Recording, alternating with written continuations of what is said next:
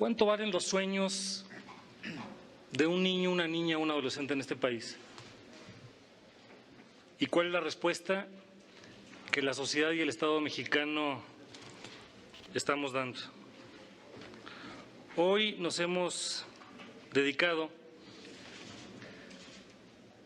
a una reunión de trabajo, en un diálogo donde todos han podido intervenir. Y lo digo con mucho respeto, porque en educación, al igual que en el medio académico, no hay documentos terminados, ni hay conclusiones definitivas. En el medio académico, cuando alguien dice que concluyó, es como si el pensamiento se detiene. Y una reforma educativa no es una fotografía, es una película en construcción. Y nos toca a todos.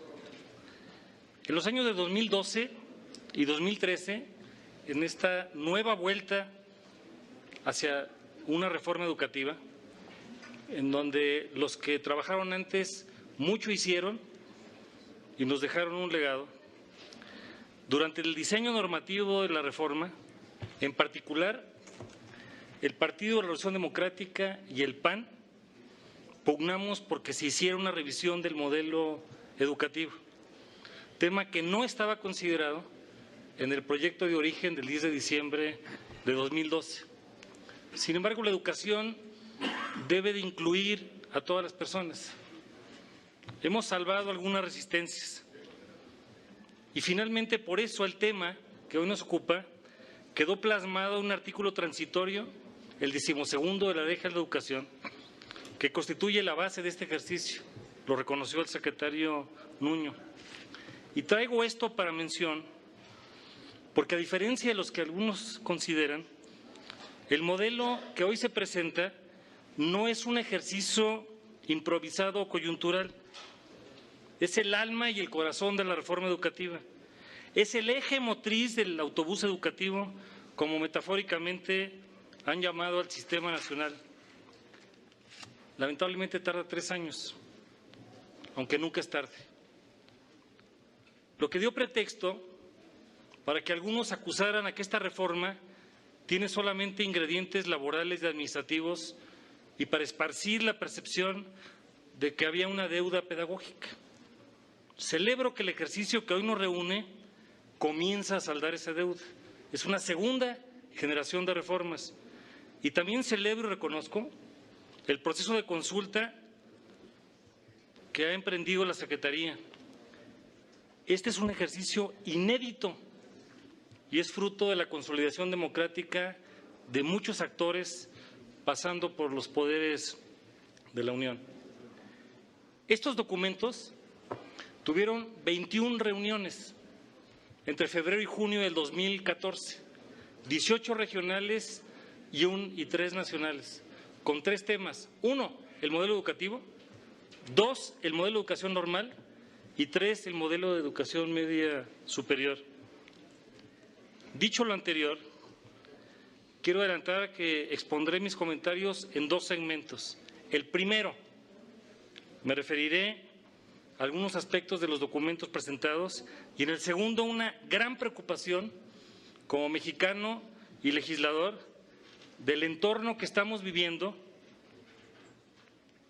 en el momento que pretendemos seguir discutiendo e implementar el modelo. En otras palabras, texto y contexto.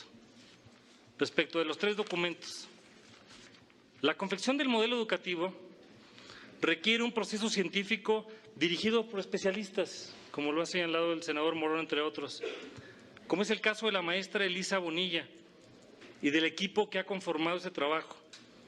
Y por eso me resisto a la crítica que descalifica de manera superficial y irresponsable un ejercicio como este. Como mexicanos tenemos que preguntarnos frente a lo que estamos haciendo 4 preguntas, entre otras. Primero, ¿qué criticamos? Mucho. ¿Qué proponemos? Poco. ¿Qué hemos hecho? Menos. ¿Y a qué nos comprometemos? Necesitamos una crítica propositiva y comprometida. Y en realidad lo que queremos hacer es una crítica constructiva de algunos aspectos que contienen esta propuesta de modelo y lo voy a hacer conforme la estructura planteada en los documentos. Primero, sobre la escuela al centro. Y debo de agradecer también que hemos recibido en redes sociales diferentes comentarios críticos y propositivos y cuestionamientos que vamos a entregar al señor secretario como parte de esta discusión. La escuela al centro. Aquí ofreceré una opinión que algunos ya conocen. Y deseo insistir en una presión conceptual que he compartido con el secretario y con su equipo en varias ocasiones. Más que la escuela, lo que debe estar al centro son las personas que conforman la comunidad de aprendizaje y de su desarrollo en un entorno físico dado. Cuando se habla de escuela, las personas pensamos en un edificio donde pasan las cosas. Ahí están frases como ya voy a entrar a la escuela, no quiero ir a la escuela, nos vemos a la salida de la escuela, me premiaron en la escuela, me regañaron en la escuela. Sugiero que ahora sí las personas sean ese sujeto activo que mueve y hace vibrar la escuela, porque la escuela no es el edificio, la escuela es una comunidad de aprendizaje, de alumnos, maestros, directivos, padres de familia, egresados, y además porque tenemos la noción de que la escuela tiene una estructura autoritaria y vertical. Por otro lado, el modelo se fundamenta en conceptos que ya en ejercicios previos han sido abordados, como aprender a aprender, aprendizajes significativos o llamados clave, el fortalecimiento del pensamiento crítico y lógico en lugar de la memorización de conceptos, huir del enciclopedismo. Y nos parece un acierto refrescar esta pedagogía constructivista y humanista, porque casi nadie puede oponerse de manera real o racional a los impecables fines que guían esta propuesta y al sólido perfil de egreso que plantea como aspiración. Pero en realidad lo que nos preocupa son esas limitaciones y las realidades que han expresado los legisladores, a los que se enfrenta uno de los pilares de este modelo, y me quiero referir a la autonomía y al uso frívola que de él se ha hecho. Ahora ya todo es autónomo, autonomía de gestión, autonomía para elegir el calendario, y hoy se incorpora la autonomía curricular. El problema de este concepto es que no se puede hablar de autonomía cuando el sistema educativo está enraizado todavía en una estructura profundamente vertical, centralista y hondamente antifederalista. Sí, no hemos propiciado federalismo reciente en la tarea. Y digo que la autonomía se ha tomado a la ligera, porque ¿cómo podemos hablar de autonomía de gestión cuando trabajar en libertad no todavía es una opción para los docentes que se sienten amenazados? Porque no hemos ubicado una estrategia de comunicación sobre los propósitos de la evaluación. ¿Cómo queremos directores comprometidos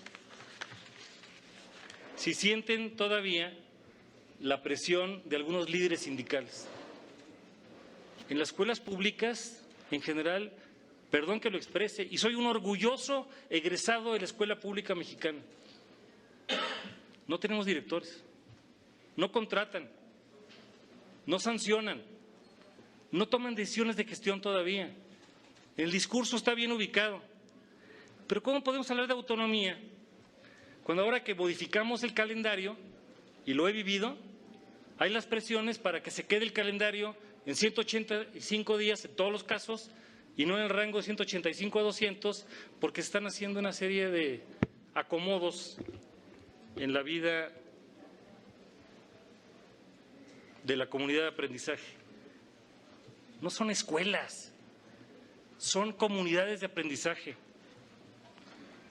¿O cómo podemos hablar de autonomía cuando los recursos de la nómina y de gestión se controlan desde un fondo centralizado? Nosotros estuvimos de acuerdo en la intención, mas no en la decisión.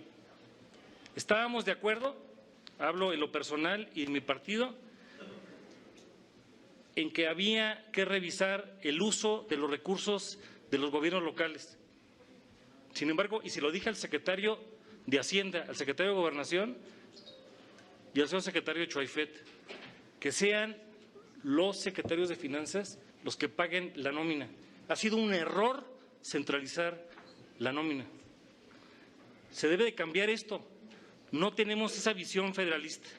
¿Cómo podemos hablar de autonomía hasta hoy cuando los temas del modelo y la evaluación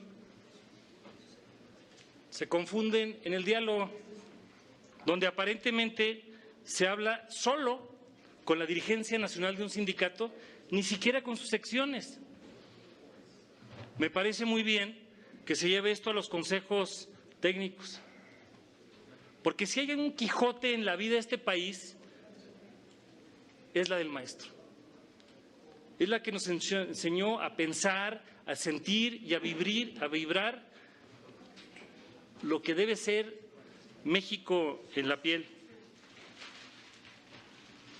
Yo no me imagino a José Vasconcelos sin dialogar hoy con los maestros de Oaxaca. Y en esta perspectiva, me parece muy bien que participe en los consejos técnicos, sin embargo es insuficiente. ¿Y por qué es insuficiente? Aquí está la Ley General de Niñas, Niños y Adolescentes. Una iniciativa preferente del presidente Peña. Uno de los productos legislativos que este Senado mayor orgullo puede presumir. 6 comisiones, casi por consenso. Y lo digo con cierto pesar, es una invitación reflexiva. Incorporen, por favor, la parte de este instrumento que hoy es modelo mundial, que en sus artículos, en el artículo 5, establece principios rectores. El interés superior de la niñez, tan olvidado hoy en día, el de la igualdad sustantiva, los diferentes derechos, los 20 que quedaron en el artículo 13. Y hay una situación que sí me preocupa, y refiero al artículo 57, fracción 15ª. Me parece muy apropiado que el CIDE haga una consulta, pero no es solamente con 1,5 millones o 1.7 millones de maestros, son 35 millones de educandos. No es una concesión graciosa. Y falta la armonización de la Ley General de Niñez y Adolescencia. ¿Y cuál es el propósito de la parte de educación en esto? Establecer mecanismos, cito, para la expresión y participación de niñas, niños y adolescentes conforme a su edad, desarrollo evolutivo, cognitivo y madurez, que permitan atender y tomar en cuenta sus intereses y preocupaciones en materia educativa. No basta con ir a los consejos técnicos. Se tiene que poner al educando en el centro. Es la visión garantista que pusimos en la Ley de Niñez y Adolescencia. También preguntaría si de lo que hoy está presentando ha habido una prueba piloto como parte del método científico y se requiere la prueba piloto para poder tener una mejor actuación. Y en el caso del nivel medio superior, necesitamos hacer una mayor dedicación. Es el grupo invisible y en muchos casos es la última oportunidad escolarizada para formar ciudadanos. Está en esa etapa de 15 a 19 años de edad. No hay un modelo único nacional, hay 33 subsistemas. Pero hoy, si un alumno de Chiapas se viene a la Ciudad de México, casi tiene que empezar su preparatoria de cero. Tenemos microfeudos macrodesintegrados, no tenemos una movilidad suficiente. Por eso, aunque la expresión de la escuela al centro tiene una buena intención, matizo y sugiero que se modifique y se enriquezca. Segundo, la propuesta curricular. Hoy hay 3 evaluaciones que tenemos que revisar de manera crítica e integral. Una, la del modelo educativo. 2, la de la educación normal, y no está incluida todavía. Y sin ese actor esto no funciona, igual que los padres de familia. Y tercero, el modelo de desempeño docente. Las evaluaciones del país no empezaron recientemente. se hicieron todavía en la década anterior y es un ejercicio de aproximaciones sucesivas. Ningún país la tiene totalmente resuelto. Aprovecho, don Aurelio, para comentar que aquí se dijo que en el INE había este estudio de UNESCO, pero todavía no está en la página. Ese estudio está por conocerse. Esa evaluación externa de UNESCO, a lo que el INE solicitó, al menos no lo conozco y sería muy importante que se dé a conocer. Porque si algo destaca en el medio educativo es la palabra innovación. Innovar es pensar en lo que nadie ha pensado. Innovar es involucrar a todos los actores para tener mejores condiciones. Casi nadie puede estar en contra del documento de los fines y del perfil de egreso. Hicimos la tarea y estamos revisando los planes y programas vigentes y encontramos muchas coincidencias en lo que se refiere al mapa curricular obligatorio.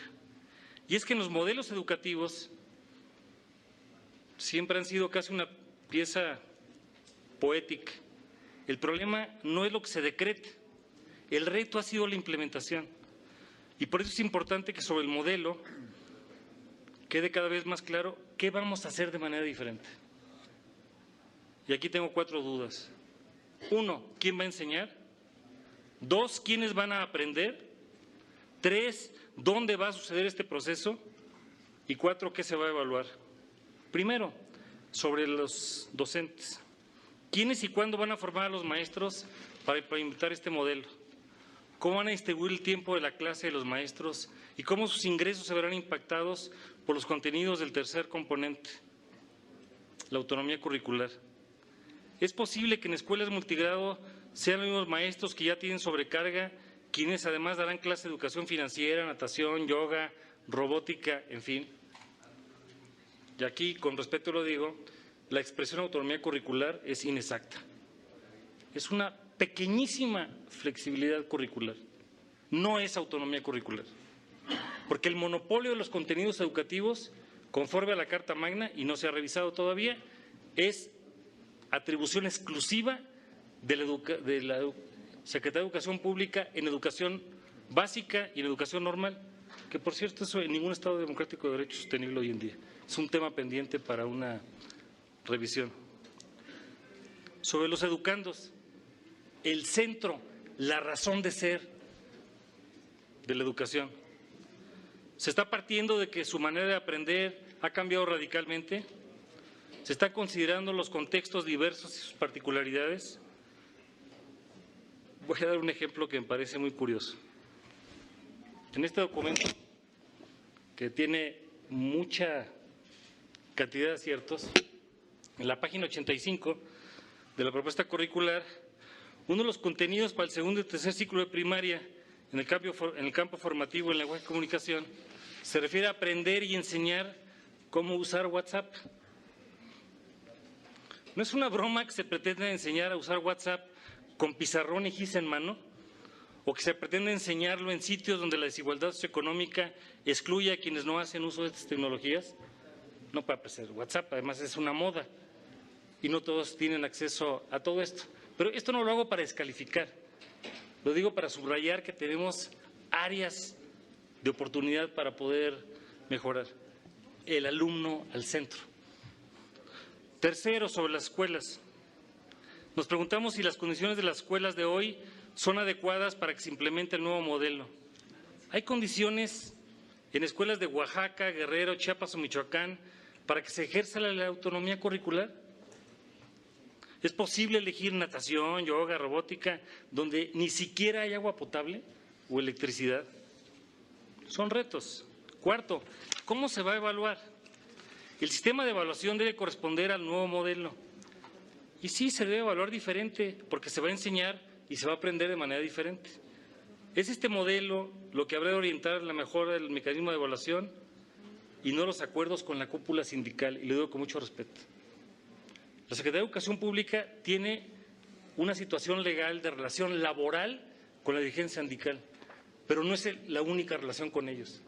¿Cómo vamos a atender a 1.7 millones de maestros, a 61 secciones sindicales del sindicato. En lo que se refiere a la relación laboral, es entendible el concepto jurídico, pero es insuficiente. No es lo mismo hablar de los maestros que hablar con los maestros. Tercero, en este documento, sobre la formación y el desarrollo profesional docente. La propuesta pedagógica reconoce que la implementación del modelo requiere de escuelas formadoras de maestros y reconoce las normales como el pilar de la formación de maestros de educación básica. Pusimos otro transitorio, el 22, en la Ley General del Servicio Profesional Docente. Hay que revisar el modelo de educación normal. Ya hay un reconocimiento, solo que nos hemos tardado demasiado tiempo en el camino. También está pendiente revisar el modelo del Fondo de Aportaciones de Educación Básica, el FAEB, cuando el FONE lo suple, quedó un transitorio y sigue pendiente. Y por cierto, aquí también se dijo, invocando la información confidencial, que no se podía dar a conocer el orden de prelación. No es así. El IFAI, en mediados del mes antepasado, señaló que la información de la evaluación docente debe tener otros criterios de máxima publicidad. Habría que revisar cómo se atiende todo esto. Pues aquí la contradicción es muy evidente. ¿Cómo hablar de la educación normal como piedra angular cuando todavía hemos desdeñado su rediseño, cuando no se ha incentivado presupuestariamente, cuando ni siquiera se ha consultado su opinión amplia para la construcción de este modelo? Que no se nos olvide, distinguido secretario, también la revisión de la educación normal es un mandato de la reforma educativa. Está pendiente.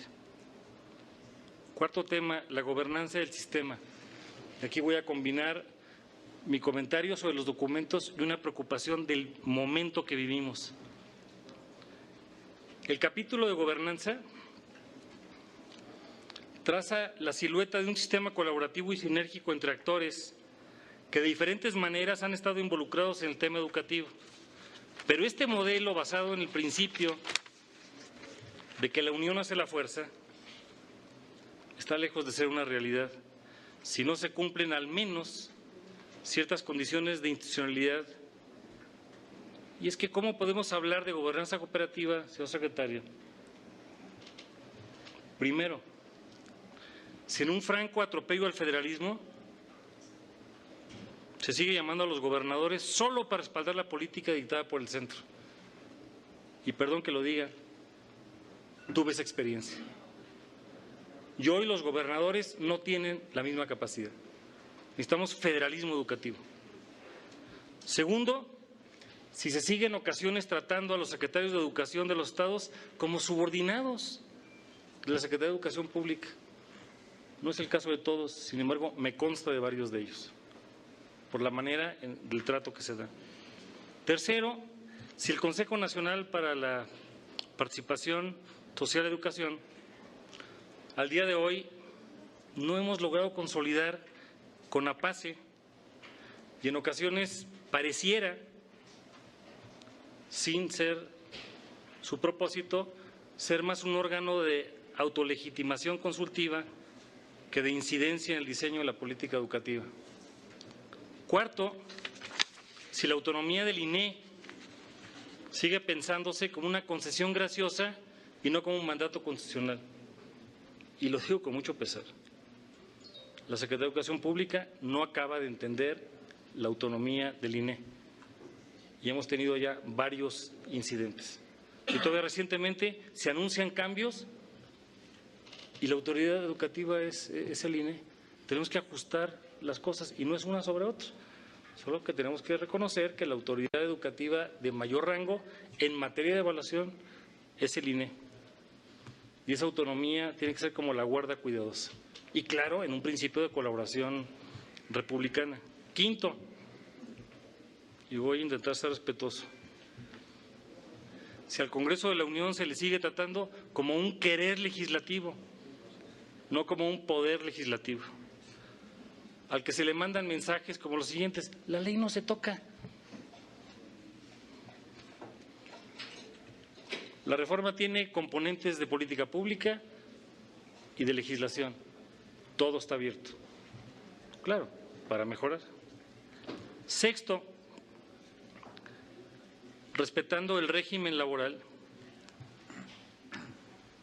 pero cuando en ocasiones la dirigencia del Sindicato Nacional de Trabajadores mantiene intacto su estatus de un poder fáctico en la administración del sistema educativo.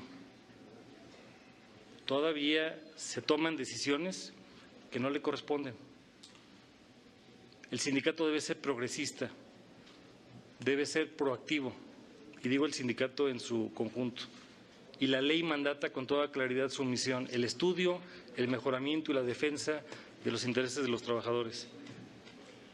Pero hay temas de carácter académico que no son de estricta relación laboral. Entonces tienen que abrir al máximo de consulta con los maestros y con toda la sociedad. Señor secretario, para hablar de gobernanza colaborativa de todos los actores, se nos pide encarecidamente respaldar la reforma. El Congreso, a su manera, hizo lo que le toca en materia de legislación y hace lo que le corresponde en seguimiento y control.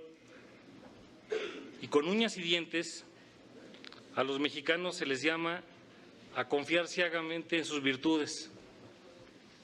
Pero hoy en el momento que tenemos, lo que se teje de día en el histórico Palacio de Bucareli se desteje de noche. Yo quisiera preguntar si es cierto que están asignando plazas fuera de la ley, si se están pagando salarios no devengados, si se están moviendo las listas del orden de prelación, si a quienes han faltado más de 3 días consecutivos se les está atendiendo de una manera diferente, si esto es resarcir el daño de Nochistlán o qué va a pasar con la larga lista todavía de comisionados que tenemos en todo el país, que conforme a la legislación deberían estar en su expresión mínima necesaria. Lo que nos mueve es el interés superior de la niñez y todos los demás derechos tienen que armonizarse. Los derechos de libertad de tránsito, de acceso a la libertad de movilidad, entre otras. Y hoy nos da la impresión de un gobierno esquizofrénico, que lo de Argentina se trata en Bucareli. Y no me gustaría, como mexicano, y luego con mucho respeto a ambos secretarios, y se los he dicho, necesitamos una coordinación integral y estamos para apoyar en la medida de la responsabilidad que tenemos, y la palabra responsabilidad viene a dar respuesta a las cosas. No quisiera que en México se dijera que el Palacio de Bucareli ya claudicó, o que todos claudicamos a la construcción de una reforma que es nuestra y que es de todos, y que tiene muchas páginas por escribir. Y esas páginas nos corresponden a cada uno según el papel que corresponde. Es cuanto.